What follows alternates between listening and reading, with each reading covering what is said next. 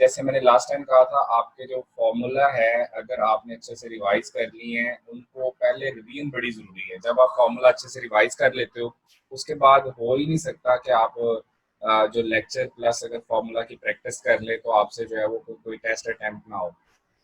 Question number 1 जी unit number 6 है और इसमें when the sound waves enter from air into water, मैंने lecture में बताया था कि आपको कैसे पता चलेगा कि अगर मीडियम चेंज होता है, फ्रीक्वेंसी तो चेंज नहीं होती, ये तो हमने डिस्कस कर लिया था, बट स्पीड और वेवलेंथ पे क्या फर्क पड़ेगा उसके लिए मैंने आपको एक फॉर्मूला बताया था, lambda is equal to lambda over n. Lambda prime mean new wavelength, lambda over n, n mean refractive index.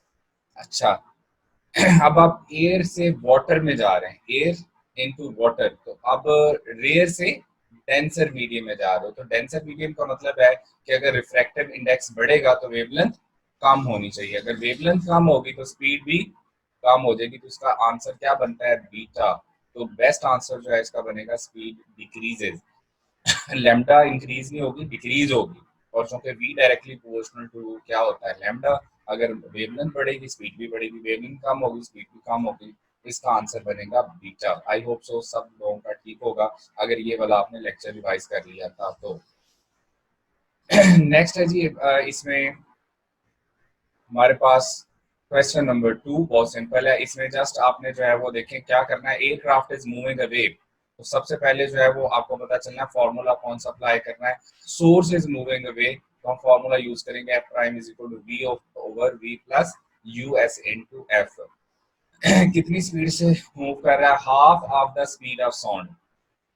अब देखो यहाँ पे कॉमन सेंस काम आएगी, अगर आप गौर करें तो मैंने यहाँ पर फॉर्मूले में डायरेक्ट 340 नहीं पुट किया स्पीड ऑफ साउंड को, जो है, और यहाँ पर मैंने 340 का हाफ लेके उसको पुट नहीं किया, मैंने बल्कि इस फॉर्मूले को टोटल पहले सॉल्व किया। फ्रैक्शन में सॉल्व करना आसान है, अगर मैं यहाँ 340 पुट करूंगा, यहाँ 340 पुट कर दूंगा, यहाँ 340 का हाफ पुट कर दूंगा, तो उसको सॉल्व करूंगा तो आंसर फिर भी 3/2 ही आना है।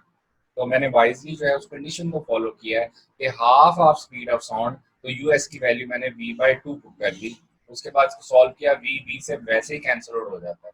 अब ये जो 3/2 है, ये 2/3 हो जाएगा, सारा 2 पर जाके मल्टीप्लाई होगा और आपका आंसर जो बनेगा 2/3 इंटू 300, 100 से मल्टीप्लाई करें, आंसर आपका क्या आ गया 200, तो योर आंसर इज 200 हर्ट्ज जो है आपका आंसर होना है। अच्छा, एक और बड़ी इंपॉर्टेंट बात, ये 300 हर्ट्ज फ्रीक्वेंसी है ओरिजिनल, बीटा आंसर हो ही नहीं सकता, क्यों नहीं हो सकता, क्योंकि ये 600 है, 300 से ज्यादा है, 470 भी आंसर नहीं हो सकता, आंसर या अल्फा हो सकता है या चार्ली हो सकता है। उसकी वजह देखो, क्योंकि source is moving away from the source, तो फ्रीक्वेंसी ओरिजिनल से डिक्रीज करनी है, इसका मतलब है ना बीटा आंसर हो सकता है ना डेल्टा आंसर हो सकता है, अल्फा और चार्ली में से आंसर था, और वो आंसर आपका आपका चार्ली आंसर आया। 3 तो बहुत सिंपल था, एफ ओपन जो है वो 2 टाइम्स एफ एफ क्लोज के इक्वल होता है, इसको हमने डिस्कस भी किया था। एफ ओपन का फॉर्मूला होता है v over 2 l, f close के लिए फंडामेंटल फ्रीक्वेंसी होती है वी ओवर 4 एल, आप दोनों की रेशो लेंगे, f open to f close is equal to क्या आ जाएगा 2/1, तो यहाँ रेशो जो है वो 2:1 आती है, और एफ ओपन जो है वो 2 टाइम्स ऑफ एफ क्लोज होता है। ये बहुत इंपॉर्टेंट फार्मूला है, पास पेपर में आपको काफी क्वेश्चन इससे रिलेटेड नजर आएंगे, आज के टेस्ट में भी मैंने 2-3 क्वेश्चन इसलिए रखे थे कि ये फॉर्मूला बार बार रिपीट हो जाए और आपको जो है याद भी हो जाए।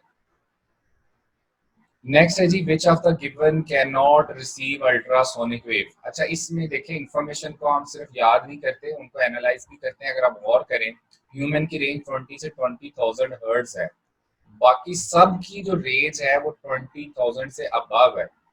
अब इसका मतलब है ह्यूमन जो है वो अल्ट्रासोनिक को तो नहीं सुन सकते, लेकिन कैट की 70,000 रेंज है, अब बैट की 120,000 रेंज तक है, डॉल्फिन की 150,000 तक रेंज है। इसका मतलब ये हुआ कि ये सारे अल्ट्रासोनिक साउंड को सुन सकते हैं, बट ह्यूमन जो है वो नहीं सुन सकता। आंसर इसमें कौन सा होगा, डेल्टा। 4 का आंसर आपका बनेगा डेल्टा। नेक्स्ट 5 वाला क्वेश्चन, ये भी सिंपल था, the distance between the node and anti node, ये इंपॉर्टेंट चीज है, ये यहाँ पर जो है वो आपकी आप समझ लें कि क्या है कीवर्ड स्टेटमेंट में, नोड एंड एंटी नोड। अब नोड और एंटी नोड में डिस्टेंस कितना होता है, λ/4, इसका मतलब ये जो 33 सेंटीमीटर आपको गिवन है ये वेवलेंथ नहीं है, ये बेसिकली क्या है, ये लैम्डा बाय 4 है, क्योंकि ये distance between node and anti node is given, तो lambda by 4 is equal to 33 centimetre. यहाँ से lambda is equal to 33 multiply 4 into 10⁻⁴ क्या हो जाएगा, -2 मीटर। अब मैंने इसको मल्टीप्लाई नहीं किया, क्यों? क्योंकि मैं फ्रैक्शन में डाल के देखूंगा और वो ये वाली वैल्यू मुझे 330 गिवन है, तो इसका मतलब है 33 से इजीली कैंसिल आउट हो सकता है। यही वजह है कि मैं यहाँ इसको मल्टीप्लाई नहीं किया। कैलकुलेशन को जितना आप इजी रखोगे, जितना आसान रखेंगे, उतना आपके लिए बेनिफिशियल होगा। आप चाहे इसको कॉम्प्लिकेटेड कर लें, आप चाहे इसको आसान कर लें, ये सॉरी, ये आपके विजन पे भी डिपेंड कर रहा होता है। तो आप देखो 33 इंटू 4 इंटू 10⁻², मैंने इसको मीटर में भी कन्वर्ट कर लिया। अब जब मैं यहाँ पुट करूंगा तो 33 से कैंसिल आउट ऊपर आ जाएगा 10। अब मुझे पता है 1/4 जो है वो 0.25 होता है, 1/4 0.25 होता है। या अगर ऐसे नहीं करना चाह रहे तो आप ऐसे डायरेक्ट कर लेंगे, 10⁻², है ऊपर जाके क्या हो जाएगा 10⁻+2, ऊपर 1000 बन जाएगा, नीचे क्या है 4, इससे कैंसिल आउट होके आंसर आपका क्या आ जाएगा 250 आंसर आ जाएगा। तो इजी है, सिर्फ इसको मल्टीप्लाई ना करें ताकि आप कंफ्यूज ना हो, कैलकुलेशन लेंथी ना हो, आपका आंसर बनेगा बीटा 250। और यहाँ कीवर्ड क्या था, नोड और एंटी नोड में जो डिस्टेंस है वो गिवन था 33 सेंटीमीटर, ये वेवलेंथ भी गिवन थी, यहाँ से वेवलेंथ आपको कैलकुलेट करना पड़ेगी। 6 वाला जी, the frequency of fundamental note of open ends organ pipe is 400 if one of the pipe, ये सिंपल है, हमें पता है F open is equal to 2 times of F close, तो एफ क्लोज क्या होगा F not over 2, 400 divided by 2, answer क्या आ जाएगा 200 आंसर आ जाएगा। सो ये वाला फॉर्मूला मैंने कहा था f open is equal to 2 times f close जो है इंपॉर्टेंट है, ये याद रखना है। इसका आंसर सिंपल है जी, डेल्टा जो क्लोज है उसमें जो फ्रीक्वेंसी है वो ओपन का हाफ होगी। 7 जो है इसमें भी वही है जी, इसमें जो है उसने जो डिस्टेंस है वो कहता है मूव कहाँ से किया, क्रस्ट से ट्रफ तक मूव किया। अब क्रस्ट टू क्रस्ट डिस्टेंस और ट्रफ टू ट्रफ डिस्टेंस में वन वेवलेंथ होता है और टाइम पीरियड टी होता है। अब वो सिर्फ क्रस्ट से ट्रफ तक गए हैं, अगर क्रस्ट से ट्रफ तक गए हैं टाइम पीरियड हाफ होगा और वेवलेंथ भी हाफ होगी। अब पहले टाइम पीरियड कैलकुलेट कर लेते हैं, क्योंकि उसने दोनों चीजें पूछी हैं। टाइम पीरियड जो है वो आपको कितना गिवन है, कैसे क्रस्ट टू ट्रफ जाने का टाइम 1 सेकंड है, तो t/2 अगर 1 सेकंड है तो t इज इक्वल टू क्या आ गया 2 सेकंड। यहाँ से फ्रीक्वेंसी हमें कैलकुलेट करनी थी, दैट इज 1/2 0.5 हर्ट्ज, तो फ्रीक्वेंसी आपकी 0.5 हर्ट्ज आ गई। अच्छा, समटाइम्स ऐसा होता है अगर टेस्ट में पेपर में आप फाइनल ओरिजिनल पेपर में बैठे में आपके पास टाइम बहुत कम है, शॉर्ट रह गए और आपने क्वेश्चन सॉल्व करने हैं, दो अगर आप क्वेश्चन पूछे हुए हैं तो आप जो है वो एक सॉल्व कर ले तो तब भी आपका आंसर आ जाता है। देखिए आपका आंसर 0.5 हर्ट्ज आया, अब यहाँ 1 है, यहाँ 10 है, यहाँ 20, इसमें 0.5 है, इसका मतलब है ये आपका आंसर है। अब अगर तो टाइम हो तो कंफर्मेशन के लिए दूसरा भी सॉल्व कर लें। λ/2 क्रस्ट टू ट्रफ होता है, तो λ/2 कितना बताया हुआ 10 metre, lambda is equal to यहाँ से क्या आ जाएगा 20 मीटर, आपका आंसर जो है वो अल्फा बनता है। हाँ जी, 8 वाला कहता है diagram shows which of the following जो है pair of are in phase, in phase कौन से पॉइंट्स हैं, इन फेज और आउट ऑफ फेज कौन से होते हैं जी पॉइंट्स, ये बेटा याद रखना है। इन फेज पॉइंट्स वो होते हैं those points on the way which have same direction of motion, दो शर्तें हैं, दो कंडीशंस है जब हम उनको इन फेज बोलेंगे।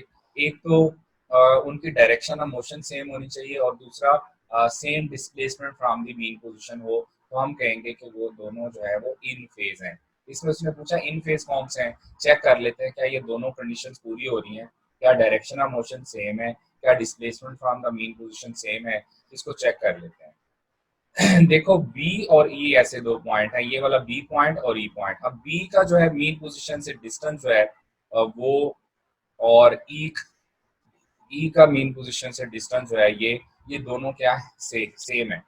पहली कंडीशन पूरी होगी, displacement from the mean positions are same. अब डायरेक्शन ऑफ मोशन देखनी है, देखो बी जो है वो मीन पोजीशन की तरफ जा रहा है और डायरेक्शन अपवर्ड है, ई जो है वो मीन पोजीशन की तरफ जा रहा है, डायरेक्शन अपवर्ड है। इसका मतलब ये हुआ इनकी डायरेक्शन ऑफ मोशन भी सेम है और डिस्प्लेसमेंट फ्रॉम मीन पोजीशन भी सेम है, इसलिए ये क्या होंगे इन फेज होंगे। जबकि बी और डी इन फेज नहीं है, अगर गौर करें तो बी और डी का displacement from the mean position तो सेम है, लेकिन ये जो डी है ये किस तरफ जा रहा है टूवर्ड्स एक्सट्रीम पोजीशन, उसकी डायरेक्शन डाउनवर्ड है, वो नीचे की तरफ जा रहा है। इसका मतलब ये हुआ कि बी डी जो है वो इन फेज नहीं है। तो इन फेज पॉइंट्स कौन से होते हैं, जिनमें दो कंडीशंस पूरी हो, एक तो displacement from the mean position same हो और दूसरा डायरेक्शन ऑफ मोशन जो है सेम होनी चाहिए। अब बी भी अपवर्ड मूव कर रहा है, अपवर्ड जाएगा, इसके बाद ई भी जो है उसकी डायरेक्शन भी क्या होगी, अपवर्ड होगी। इसका मतलब है कि बी एंड ई जो है ये क्या है, इन फेज है, बाकी यहाँ जो है वो आउट ऑफ फेज कहलाएंगे। सो इन फेज और आउट ऑफ फेज में याद रखना है सेम डायरेक्शन ऑफ मोशन होनी चाहिए और same displacement from the mean position होना चाहिए। ये बड़ा सिंपल क्वेश्चन था। 9 जस्ट जो है वो आपकी इंफॉर्मेशन बेस्ड था, कॉमन सेंस से रिलेटेड है। इंफ्रासोनिक, अल्ट्रासोनिक, ऑडिबल रेंज, इन सब में जो है वो डिफर क्या करता है, फ्रीक्वेंसी। सबकी फ्रीक्वेंसी डिफरेंट होती है और याद रखना है कि स्पीड ऑफ साउंड जो है वो इंडिपेंडेंट ऑफ फ्रीक्वेंसी होती है। स्पीड ऑफ साउंड फ्रीक्वेंसी पे डिपेंड नहीं करती। ठीक है, v is equal to F lambda, तो आप कहते हो ना v डायरेक्टली पोस्टल टू लैम्डा होता है, फ्रीक्वेंसी से इंडिपेंडेंट होता है। फ्रीक्वेंसी पे जो है वो स्पीड ऑफ साउंड जो है वो डिपेंड ही नहीं कर रही। इसका मतलब ये हुआ कि चाहे इंफ्रासोनिक हो, ऑडिबल रेंज हो, अल्ट्रासोनिक हो, इन सब की जो है वो स्पीड जो है वो किसी स्पेसिफिक मीडियम में क्या रहेगी, वो सेम ही रहेगी। इसमें आपका आंसर जो है वो क्या है, अल्फा। 9 वाला जी, tuning fork makes 33 vibrations. Vibrations का मतलब होता है फ्रीक्वेंसी, तो 33 वाइब्रेशंस पर सेकंड। तो सिंपल है जी, v is equal to F lambda formula apply करेंगे, lambda is equal to v over F, v की वैल्यू 330 है, डिवाइडेड बाय 30, 33 30 से कैंसिल आउट हो जाएगा। आपका आंसर 10 मीटर यानी डेल्टा आंसर आ जाएगा। Very simple question. 11 वाला, इसमें भी जो है वो गौर से आपकी ऑब्जर्वेशन बड़ी इंपॉर्टेंट है। देखो ये जो पॉइंट हमें गिवन है ना, p और q, ये टाइम एक्सिस के ऊपर गिवन है। ये जो P और Q का आपको पॉइंट्स गिवन है, वो कहते हैं ये बताओ ये P और Q क्या है, तो ये टाइम एक्सिस के ऊपर गिवन है। तो इनको हम ना half of the time period कहेंगे। क्यों? क्योंकि ये पूरी वेवलेंथ कंप्लीट नहीं हो रही, P से लेकर Q तक जो है ये हाफ वेवलेंथ है। इसका मतलब है इसको हम half of the time period कहेंगे। Answer is delta. और चूंकि टाइम एक्सिस के ऊपर गिवन थी इसलिए मैंने टाइम पीरियड वाले आंसर को प्रेफर किया है। तो हमारा बेस्ट आंसर जो है वो क्या बनेगा, डेल्टा। फ्रीक्वेंसी रेंज पूछी गई ऑडिबल की, ये मैंने आपको रिवाइज करवाया था लेक्चर में, एक दफा फिर रिवाइज कर लीजिएगा। इंफ्रासोनिक, ऑडिबल रेंज और अल्ट्रासाउंड। और आंसर आपका कौन सा बन रहा है, चार्ली 20 हर्ट्ज से लेकर 20 किलो हर्ट्ज। 13 जो है that is also simple, when sound wave travel from air to water, medium change होता है। कौन सी चीज चेंज होती है, हम इसको डिस्कस कर चुके हैं। फ्रीक्वेंसी चेंज नहीं होगी with the change in medium, because it truly depends on source, ये सोर्स पे डिपेंड कर रही होती है। The phase difference between the 2 points separated by 1 meter in a wave of 120 hertz 90। अच्छा, यहाँ की वर्ड है 90। और मैं आपको ये जो है वो हम ओसिलेशन के यूनिट में भी मैं आपको बता चुका हूँ। 90 का मतलब होगा lambda by 4 in terms of, अगर वेवलेंथ कहें या इन टर्म्स ऑफ पाए कहें तो ये लैम्डा बाय 4, या इसको हम पाई बाय 4 कहते थे। 180 को हम पाई बोलते थे, या उसको हम कह देते कि ये लैम्डा बाय 2 है। ठीक है, सो यहाँ 90 का मतलब होगा इन टर्म्स ऑफ वेवलेंथ अगर बात करें तो लैम्डा बाय 4। सो इसी तरह से 360 हो तो वो लैम्डा, अगर फेज कवर हो जाए तो वो किसके इक्वल होगा, वो लैम्डा के इक्वल होगा। तो 90 फेज का मतलब है लैम्डा बाय 4, तो लैम्डा बाय 4 आपको कितना बताया हुआ, 1 मीटर। इसका मतलब है टोटल वेवलेंथ जो यहाँ गिवन है वो कितनी है, 4 मीटर। तो यहाँ जो है वो सेपरेटेड बाय 1 मीटर, फेज आपको 90 बताया हुआ था। इसका मतलब उन दोनों पॉइंट्स के दरमियान जो डिस्टेंस है वो लैम्डा बाय 4 है, तो lambda by 4 is equal to 1 metre, तो वेवलेंथ यहाँ से क्या आ जाएगी, 4 मीटर। सो बाकी सिंपल है, v is equal to F lambda, f is 120, lambda आपको 4 गिवन है, 480 मीटर पर सेकंड आंसर था। इसमें आपका आंसर कितना बनता था, बीटा आंसर बनेगा। नेक्स्ट 15 जो है इसमें जी क्वेश्चन जो है, अच्छा ये भी इसी तरह का था। आई थिंक ये इसमें डायग्राम रिपीट हो गई। अच्छा, इसमें देखो ये जो है आपको कह रहा है speed of wave, certain wave in a medium जो है ये आपको स्पीड गिवन है, 3600 waves passing over a certain point in 1 minute। अच्छा, आप जो फ्रीक्वेंसी कैलकुलेट करते हो वो नंबर ऑफ वेव्स पर सेकंड कैलकुलेट करते हैं। आप नंबर ऑफ वेव्स जो है वो पर सेकंड कैलकुलेट कर रहे होते हो। तो यहाँ से जो फ्रीक्वेंसी होगी वो आप कैसे कैलकुलेट करोगे, नंबर ऑफ वेव्स यानी 3600 डिवाइडेड बाय 1 मिनट का मतलब कितना होता है, 60 सेकेंड्स। तो आपका यहाँ पे देखें 0 0 से कैंसिल आउट हो जाएगा, आपके पास जो है इसका मतलब है आंसर जो है वो क्या आएगा, 60 हर्ट्ज आंसर आ जाएगा। तो यहाँ जो फ्रीक्वेंसी है वो बेसिकली आपको कितनी गिवन है, 60 हर्ट्ज गिवन है।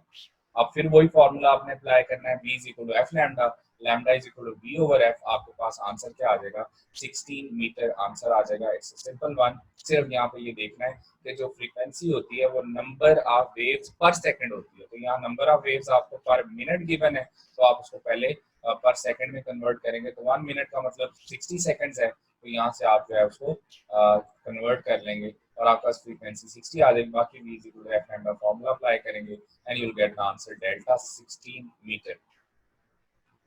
वाटर वेव्स जो है वो दोनों हो सकती हैं जी, लॉन्गिट्यूडल भी हो सकती हैं और ट्रांसवर्स भी। ये एक इंस्ट्रूमेंट ऑपरेटस है जिसको हम कहते थे रिपल टैंक, मैट्रिकुलेशन लेवल पे आपने पढ़ा होगा। रिपल टैंक को अगर हम वाइब्रेट अप एंड डाउन करते हैं तो वो उसमें जो है वो ट्रांसवर्स वेव प्रोड्यूस होती है।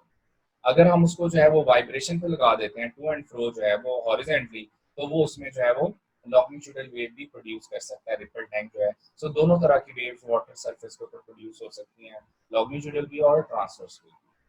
17. A medium can carry longitudinal wave because of elasticity.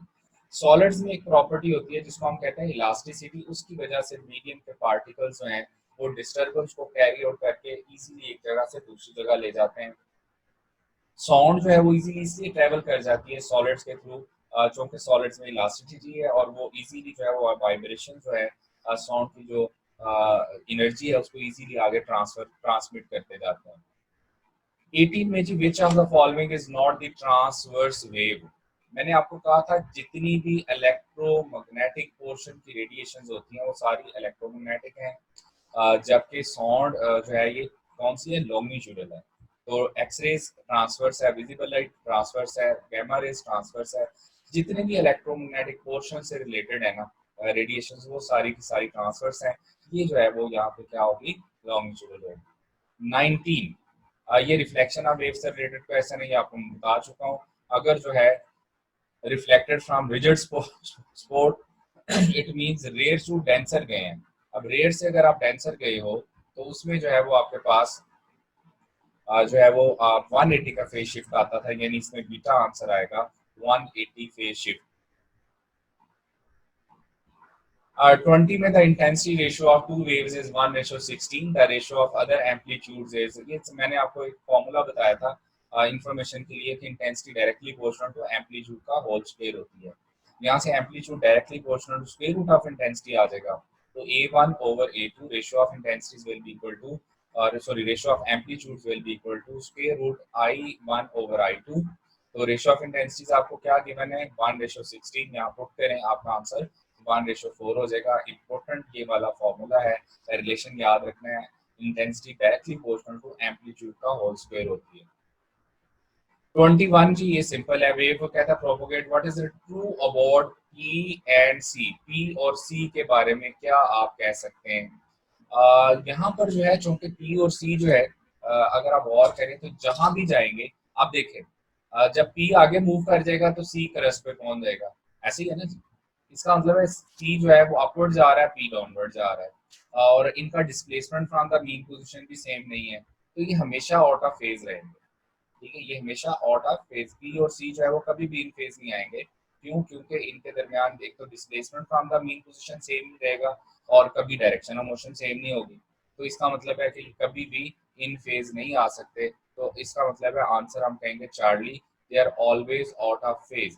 उसकी रीजन ये है कि जरा सपोज करें कि अगर हम इसको यहाँ वेव ड्रॉ कर लेते हैं, इसका displacement from the mean position ये है, इसका डिस्प्लेसमेंट मैक्सिमम है, तो जब ये आगे मूव कर जाएगा तो आप देखो इसका इसकी डायरेक्शन ऑफ मोशन जो है इसके बाद डाउनवर्ड है जबकि ये अपवर्ड मूव करेगा। ठीक है, अगर डायरेक्शन सेम हो जाएगी डिस्प्लेसमेंट सेम नहीं होगा, अगर डिस्प्लेसमेंट सेम होगा डायरेक्शन ऑफ मोशन सेम नहीं होगी, तो ये दोनों पार्टिकल्स जो हैं वो कभी भी सी और पी जो है पॉइंट्स जो हैं ये इन फेज नहीं आएंगे। इसका मतलब हम कहेंगे कि हमेशा आउट ऑफ फेज ही रहेंगे, तो Charlie is the best answer. 22 is distance between the nearest node and anti node. अभी मैंने आपको बताया था, बल्कि स्टेशनरी वेव्स में हमने जो है इसको बार बार डिस्कस किया था कि नोड और एंटी नोड में डिस्टेंस कितना होता है, लैम्डा बाय 4 होता है, और हर दो नोड के दरमियान लैम्डा बाय 2, हर दो एंटी नोड के दरमियान lambda by 2। Stationary waves are formed when two waves are equal amplitude, equal frequency, travel along the same path in opposite direction, तब क्या प्रोड्यूस होती हैं स्टेशनरी वेव। इसमें सिंपल है जी, आंसर अल्फा, सिर्फ कंडीशन बतानी थी, तो आंसर इज अल्फा, बाकी आंसर भी बन गए। स्टेशनरी वेव्स ऑफ फ्रीक्वेंसी, इसमें देखो जो कीवर्ड है distance between node and neighbouring anti node, ये कीवर्ड है। Distance between node and neighbouring anti node, ये बेसिकली कीवर्ड है। हमारे पास formula v is equal to f lambda, lambda is equal to v over f। तो यहाँ 1200 over 300 put करोगे, answer आ गया 4 मीटर। लेकिन ये आपका आंसर नहीं है। अब देखो एग्जामिनर ने उसका आंसर यहाँ रखा हुआ है, तो आपने ट्रैप होकर आंसर दे देना, ये आंसर नहीं है। जो उसने पूछा है distance between node and anti node, और नोड और एंटी नोड में डिस्टेंस कितना होता है, लैम्डा बाय 4। आपकी वेवलेंथ आई है 4 मीटर, तो 4 ओवर 4 क्या हो जाएगा 1। आपका आंसर 4 नहीं है, आपका आंसर क्या है 1 मीटर है। ठीक है जी, तो योर आंसर इज 1 मीटर। और अच्छा, अब यहाँ पर देखें कि इसके बाद जो है 25 जो है, ये भी इजी है जी question. Energy is not carried in, जो कि हम कहते हैं स्टेशनरी वेव में कि energy is confined between the two node, जो है वो कांस्टेंट रहती है, कंजर्व रहती है। इस वजह से आंसर है जो है अल्फा है, इसलिए इनको स्टैंडिंग वेव्स भी हम कहते हैं। 26 भी बड़ा सिंपल है जी। टू सेगमेंट्स का मतलब है टू लूप्स, और जब दो लूप बनते हैं उस वक्त जो है वो जो वेवलेंथ है वो बेसिकली किसके इक्वल हो जाती है, लेंथ के इक्वल। उसकी वजह क्या है कि यहाँ अगर देखो नोड है, ये भी नोड है, यहाँ भी नोड है, तो नोड नोड में डिस्टेंस कितना होता है लैम्डा बाई 2। तो lambda by 2 plus lambda by 2 जो है वो क्या आ जाएगा, वन वेवलेंथ के इक्वल। इसका मतलब है यहाँ से जो लेंथ है वो वन वेवलेंथ के इक्वल आएगी। तो ये आपके पास जो है वो आपके पास क्या बनेगा, बीटा। यहाँ उसने वेवलेंथ ही पूछी हुई है ना, तो आपका आंसर जो है यहाँ से क्या हो जाएगा, बीटा आंसर बनेगा। सो इसीलिए मैंने कहा था जरूरी है फॉर्मूले अच्छे से रिवाइज करें, इनके केसेस अच्छे से रिवाइज करें। आप उसमें टू लूप्स का है, आप आंखें बंद करके अगर आपकी अच्छी प्रैक्टिस है कह सकते हैं कि उसकी जो वेवलेंथ है वो लेंथ के इक्वल होगी। नेक्स्ट जो है जी वैसे भी यहाँ एक फॉर्मूला भी यूज कर सकते हैं, कौन सा वाला, lambda is equal to 2l over n। तो नंबर ऑफ लूप्स 2 है, 2 2 से कैंसिल आउट हो जाएगा, आपका आंसर लेंथ आ जाएगा। 27 भी सिंपल है जी, इसमें आपको ना लेंथ गिवन है, नंबर ऑफ जो है ना लूप्स गिवन है 5, वेलोसिटी गिवन है 20 मीटर पर सेकंड। आपने जो f5 फाइंड करना है, फॉर्मूला क्या होता है, fn is equal to nb over 2l। तो f5 अगर पुट करेंगे, n की वैल्यू 5 पुट कर दें, b 20 है, 2 इंटू 10, आंसर आपका 5 हर्ट्ज आ जाएगा। सिंपल, आपको सारी वैल्यूज गिवन है, आपने जस्ट nth फ्रीक्वेंसी का फॉर्मूला अप्लाई करना है, nb over 2l, and will get the answer. 28 b simple है जी, अगर आगे पहले भी हम सॉल्व कर चुके थे। String form standing wave with nodes 5 centimetre apart. अब नोड नोड में डिस्टेंस जो है वो होता है लैम्डा बाई 2। अब इसका मतलब है आपको ये जो 5 सेंटीमीटर है वो वेवलेंथ नहीं गिवन, बल्कि लैम्डा बाई 2 गिवन है। तो lambda by 2 is equal to 5 centimetre, lambda is equal to 10 centimetre, जिसको हम 0.1 कह सकते हैं। बाकी सिंपल है, b is equal to F lambda, f is equal to b over lambda, और 2 ओवर 0.1, यानी आपका आंसर 20 हर्ट्ज आ जाएगा। सो इसमें आंसर जो है वो आपका बीटा बनता है। जस्ट इसमें ये कीवर्ड है कि नोड और एंटी नोड में आपको डिस्टेंस गिवन है, वो है 5 सेंटीमीटर, सॉरी 2 नोड्स के दरमियान डिस्टेंस गिवन है। तो अगर जो है 2 नोड्स के दरमियान डिस्टेंस गिवन है, तो आपने जो है वो उस नोड नोड में डिस्टेंस कितना लेते हो, लैम्डा बाई 2। तो यहाँ से लैम्डा आपका 10 सेंटीमीटर आएगा। ये यहाँ पे जस्ट की पॉइंट है, बाकी सिंपल है, b is equal f lambda का फॉर्मूला यूज करना है, you will get answer 20 hertz. 29 ये भी सिंपल है जी, हमें पता है f N is equal to n over 2l under root f over m. F यह होता था टेंशन, तो frequency directly proportional to square root of frequency है। इसका मतलब है अगर square root of sorry tension है, एफ को हम बोलते थे टेंशन इन द स्ट्रिंग। सो अगर टेंशन इन द स्ट्रिंग जो है वो कहता है जी vibration of the R two increase by 2 factor. Vibration किसको बोलते हैं, फ्रीक्वेंसी को। कहता है अगर हमें फ्रीक्वेंसी डबल करनी हो तो ये बताए टेंशन को कितने टाइम्स करेंगे। तो टेंशन को अगर हम 4 टाइम्स करेंगे तो फ्रीक्वेंसी डबल हो जाएगी, क्योंकि टेंशन स्क्वायर रूट के नीचे है। तो इसका मतलब आंसर इज बीटा। तो उसने पूछा कि अगर फ्रीक्वेंसी डबल करनी हो, वाइब्रेशन का मतलब फ्रीक्वेंसी ही होती है, अगर फ्रीक्वेंसी डबल करनी हो तो फिर हमें टेंशन को कितने टाइम्स करना पड़ेगा, इसको हमें 4 टाइम्स करना पड़ेगा। ये वाला क्वेश्चन सिंपल है जी, मैंने आपको लेक्चर में बताया था कि स्ट्रिंग के केस में जो नोड्स होती हैं वो एंटी नोड से हमेशा एक ज्यादा होती हैं। तो यहाँ गौर करें, 3 नोड है, 2 एंटी नोड है, यहाँ पर 4 नोड है, 3 एंटी नोड है।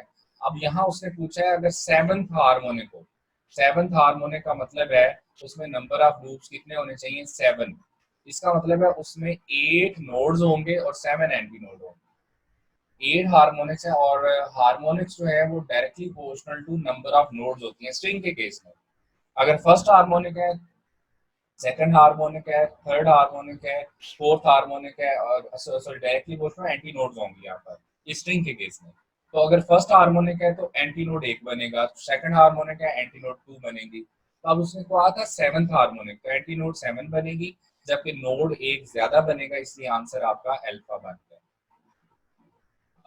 ये वाला जो 31 वाला क्वेश्चन है ये भी बड़ा सिंपल है। सबसे पहले जरा गौर करें कि वो क्या कह रहा है। ये closed eight one and, closed organ pipe है, और एफ क्लोज है 512 हर्ट्ज पर क्लोज ऑर्गन पाइप। वो कहता है जी ओपन ऑर्गन की फ्रीक्वेंसी बताएं।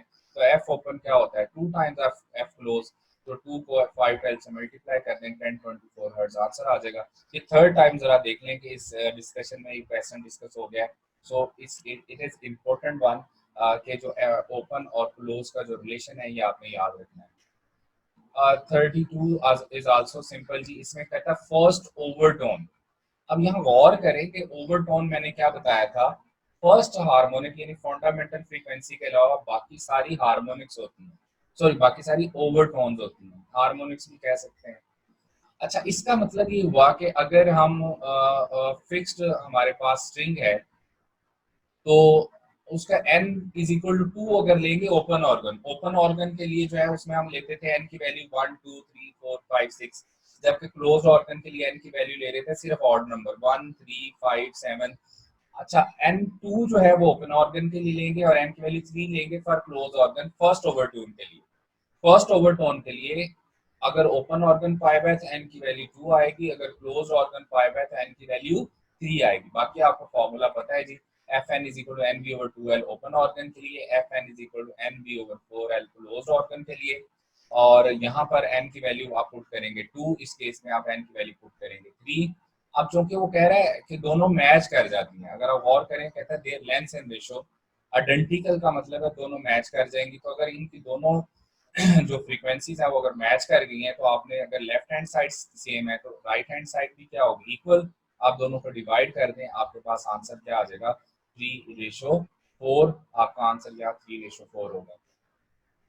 33 जी, an air column in pipe which has closed at one end which will be resonant with the vibrating body of frequency 160 hertz, the length of the air column simple है जी, f is equal to b over 4l close organ के लिए। b आपको बताया हुआ 332 over 4f 166 multiply by 4, just जो है वो आपका इसको ये देखें ये 2 हो जाएगा ना, 166 का डबल करें तो 332 होता है, 2/4 आंसर आपका क्या आ जाएगा 0.5 मीटर। तो यहाँ से जस्ट आपने क्लोज्ड वाला फॉर्मूला अप्लाई करना था, f is equal to b over 4l and you will get the answer. Doppler shift in the frequency does not depend on distance between the source and listener के दरमियान जो है ये Doppler shift जो है वो डिपेंड नहीं करती, आपकी बुक की लाइन है। तो याद रखना आपने, इट इज डॉपलर शिफ्ट जो होती है it is independent of the distance between source and listener जो है या ऑब्जर्वर। 35 से ऑनवर्ड जो है ये डॉपलर इफेक्ट से रिलेटेड क्वेश्चन है, इनको अभी हम दोबारा डिस्कस करते हैं। और ये हम डिस्कस कर रहे थे अब हम जो है ना वो आगे क्वेश्चंस हैं वो डॉपलर इफेक्ट से रिलेटेड थे, आखिरी जो न्यूमेरिकल से सारे इसमें मैंने कहा था जब भी डॉपलर इफेक्ट से रिलेटेड क्वेश्चन आएगा सबसे पहले आपने नोट करना है कि वो केस कौन सा है। जब आप ये डिस्कस कर लेंगे कि केस कौन सा है उसके बाद फौरन आपने ये देखना है कि क्या गिवन है और क्या फाइंड करना है। अब इस वाले में सोर्स ऑफ साउंड जो है, source of sound frequency is moving towards, तो मैं फॉर्मूला सबसे पहले लिखूंगा f prime is equal to v over v minus u s into f. It means कि ये हमारा फॉर्मूला। अब क्या गिवन है और क्या फाइंड करना है, अगर आप गौर करें फ्रीक्वेंसी हमें गिवन है, स्पीड ऑफ साउंड हमें जो है ना वो बताई हुई है, ऑब्जर्वर की स्पीड जो है वो हमें बताई हुई है, स्टेशन ऑफ द सोर्स की सॉरी स्पीड बताई है 40 मीटर पर सेकंड, और साउंड जो है उसकी स्पीड 340 मीटर पर सेकंड बताई हुई है। मैं वैल्यूज पुट करूंगा 340 ओवर 340 माइनस 40। अगर आप गौर करें तो 340 में से 40 माइनस कर देंगे तो ये कितना रह जाएगा 300, ये भी 300 है, 300 से डायरेक्टली क्या हो जाएगा कैंसिल आउट, और आपका आंसर 340 साइकिल्स पर सेकंड आ जाना है। तो क्योंकि यूनिट सारे साइकिल्स पर सेकंड भी गिवन थे इसलिए मैंने इनको चेंज भी नहीं किया, तो आंसर आपका सिंपली जो है वो क्या आ जाएगा 4D। 36D कुछ इसी तरह का है, इसमें सिर्फ कॉमन सेंस आपने यूज करनी थी। कह रहा है जी हमारे इस क्वेश्चन के अकॉर्डिंग, कहता है कि हमारे पास ना 2 ऑब्जर्वर हैं एक ऑब्जर्वर नंबर 1, एक ऑब्जर्वर नंबर 2 और सोर्स दरमियान में, ठीक है। दोनों ऑब्जर्वर सोर्स से अवे मूव करते हैं अपोजिट डायरेक्शन में, दोनों एट द सेम टाइम। और दोनों ऑब्जर्वर जो है और दोनों एक ही स्पीड के साथ जो है वो मूव कर रहे हैं, 0.2 v relative to the source. इसकी भी स्पीड 0.2 है, इसकी भी स्पीड 0.2 है। इसका मतलब हमने तो सिर्फ रिलेटिव स्पीड को देखना होता है ना, क्योंकि दोनों ऑब्जर्वर की रिलेटिव स्पीड सेम है, दोनों ऑब्जर्वर की चाहे डायरेक्शन अपोजिट हो उससे कोई फर्क नहीं पड़ेगा। सो इसका मतलब है आंसर आपका 1:1 नहीं होगा, आंसर आपका 1:1 बनेगा। ठीक हो गया जी। तो इसमें चूंकि रिलेटिव स्पीड सेम थी, इस वजह से जो है वो आंसर आपका 1:1। 37 जी, an observer is moving towards the stationary source of sound. Observer stationary source की तरफ जा रहा है तो अपेरेंट फ्रीक्वेंसी इसकी बढ़नी चाहिए, तो apparent frequency will be greater than the real frequency, answer is beta. Doppler effect will not be applicable. हाँ, ये एक आपकी इंफॉर्मेशन क्वेश्चन है, कोई ऐड करने। देखो, डॉपलर इफेक्ट जो है कब ऑब्जर्वेबल नहीं होगा, अगर जो है वेलोसिटी ऑफ साउंड जो है वो सोर्स से ज्यादा हो जाए। यानी अगर आप देखें velocity of sound source is greater than the velocity of the sound, मतलब अगर जो सोर्स है वो साउंड की स्पीड से ज्यादा तेजी से मूव कर रहा है। आप जितने भी न्यूमेरिकल देखोगे उसमें आप जरा गौर करना कि जो सोर्स की स्पीड है वो साउंड की स्पीड से हाफ होती है, उससे कम होती है, या लेकिन उससे इक्वल या उससे ज्यादा नहीं कभी भी होगी। इसका मतलब ये हुआ कि यहाँ पर जो है आंसर आपका चार्ली बनना है। इसको जिनको नहीं पता था वो नोट डाउन कर लीजिएगा, इंपॉर्टेंट है, चार्ली आंसर है। 39 में source of sound is moving with constant velocity 20 metre पर सेकंड की वेलोसिटी से, और 100 हर्ट्ज जो है इसकी फ्रीक्वेंसी गिवन है। रेशियो ऑफ फ्रीक्वेंसीज बतानी है आपने। अच्छा, देखो देखो अगर स्टेटमेंट पे गौर करें तो कहता है जब सोर्स अप्रोच कर रहा हो और जब सोर्स उसको क्रॉस कर जाए। जब सोर्स उसकी तरफ आएगा तो पहले उसकी तरफ आ रहा होगा तो अप्रोचिंग होगा, जब उसको क्रॉस कर जाएगा तो उससे अवे मूव करेगा। तो पहला केस लगेगा जब अप्रोच कर रहा होगा, तो उसमें केस लगेगा जब सोर्स ऑब्जर्वर की तरफ आ रहा है। जब उसको क्रॉस कर जाएगा फिर केस कौन सा अप्लाई हो जाएगा, जब source is moving away from the observer. तो इसके लिए फॉर्मूला अप्लाई होगा F1 is equal to b over v minus u s into f. इसके लिए फॉर्मूला अप्लाई होगा b over v plus u s into f. क्योंकि ये दूर जा रहा है तो नीचे प्लस आएगा, ये टू वर्ड्स के लिए माइनस होता था। अब चूंकि उसने रेशियो पूछी है तो F1 over F2 is equal to इन दोनों को आपस में डिवाइड कर देना है। फ्रीक्वेंसी से कैंसल आउट हो जाएगी, वी वी से कैंसल आउट हो जाएगा। आपका आंसर बनेगा v plus u s over v minus u s. Values put करें, आपका आंसर जो है 360 ओवर 32, 0 0 से कैंसिल आउट कर दें, 4 से आप और कट करें, 9:8 आंसर आ जाएगा। सो ये आंसर इज 9:8। जिन जिन लोगों का ये वाला क्वेश्चन टीकेट में उनकी तैयारी बहुत अच्छी है डॉक्टर इफेक्ट से रिलेटेड, और इस दोबारा देखिएगा, सिंपल है। 40 जी, लास्ट वन बहुत सिंपल है। Source of sound move towards the stationary observer, formula है v over v minus u s into f apply होगा कितनी स्पीड से, 1/3 ऑफ स्पीड ऑफ साउंड। तो u s is equal to v over 3। अब यहाँ भी देखो स्पीड ऑफ सोर्स जो है वो greater than speed of sound नहीं है। अगर किसी केस में सोर्स की speed greater than speed of sound हो जाएगी तो वो एप्लीकेबल नहीं होगा फॉर्मूला। तो यहाँ पर u s is equal to v/3 हो जाएगा। यहाँ वैल्यू पुट करें तो v over v minus v/3। अब यहाँ पर देखें तो आपका आंसर 2/3 बनेगा, वी वी से कैंसल आउट, और आपका answer 3/2 into f is equal to 3/2 into 100। आपका आंसर 150 हर्ट्ज जो है यहाँ पे आंसर आपका बनना है। तो your answer is 150 hertz. It's all about discussion.